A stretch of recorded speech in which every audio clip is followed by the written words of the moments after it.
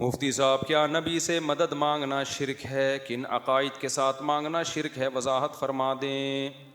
ما فوق الاسباب مدد جب بھی کسی سے مانگی جائے گی تو یہ عمل شرک کہلائے گا، چاہے فرشتے سے مانگے، نبی سے مانگے، قبر سے مانگے، پتھر سے مانگے، برابر ہے۔ ما فوق الاسباب مدد کسے کہتے ہیں؟ ایک مدد وہ ہوتی ہے جو اسباب کے تحت ہوتی ہے، جس کی کوئی لاجک ہوتی ہے۔ آپ پولیس سے مدد مانگتے ہیں تو کیا مطلب؟ پولیس کو کال کریں گے آپ، پھر پولیس موبائل کے ذریعے آئے گی، چور کو پکڑنے کی کوشش کرے گی۔ یہ اسباب سے ہٹ کے نہیں ہیں، یہ وہ اسباب ہیں جو دنیا میں اللہ نے کسی بھی کام کے لیے رکھے ہیں۔ مجھے پانی چاہیے، میں مدد طلب کرتا ہوں، میرا ہاتھ کولر تک نہیں پہنچ رہا، میں آپ سے مدد مانگتا ہوں، پلیز ہیلپ می۔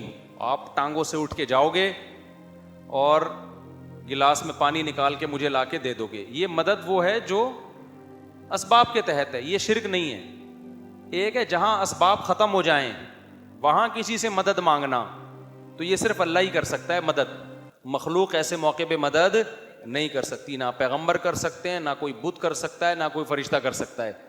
اب یہیں بیٹھے بیٹھے کوئی نبی سے مدد مانگتا ہے کہ یا رسول اللہ آپ مجھے اولاد دے دیں، تو یہ اسباب کے تحت ہے یا اسباب سے ہٹ کے ہے؟ اسباب سے ہٹ کے، یہ مدد شرک ہے۔ تو خوب سمجھ لو، شرک میں یہ نہیں دیکھا جاتا کہ کس سے مدد مانگی جا رہی ہے، کہ پیغمبر سے مانگی جا رہی ہے، یہ بتوں سے۔ یہ دیکھا جاتا ہے اللہ کے علاوہ مانگی جا رہی ہے تو جس سے بھی مانگو گے کافر ہو جاؤ گے۔ سمجھتے ہو کہ نہیں سمجھتے؟ مدد صرف اللہ سے مانگی جائے گی، جو اسباب سے ہٹ کے مدد کی بات ہے وہ صرف اللہ سے، اللہ کے علاوہ کسی سے بھی نہیں مانگی جائے گی۔ تو کافر ہے، مرتد ہو جائے گا وہ آدمی اگر اللہ کے علاوہ کسی سے مدد مانگتا ہے۔ نبی کی قبر پہ جا کے بھی یہ دعا کرنا کہ میری یہ بگڑی بنا دیں، میرے حالات درست کر دیں، اس سے بھی کافر ہو جاتا ہے انسان۔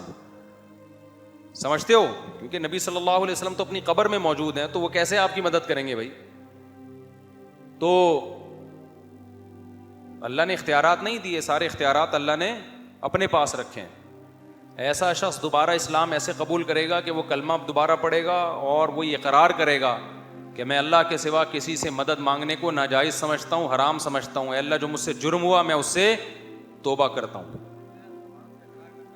ہاں، زبان سے اقرار کرنا ضروری ہے۔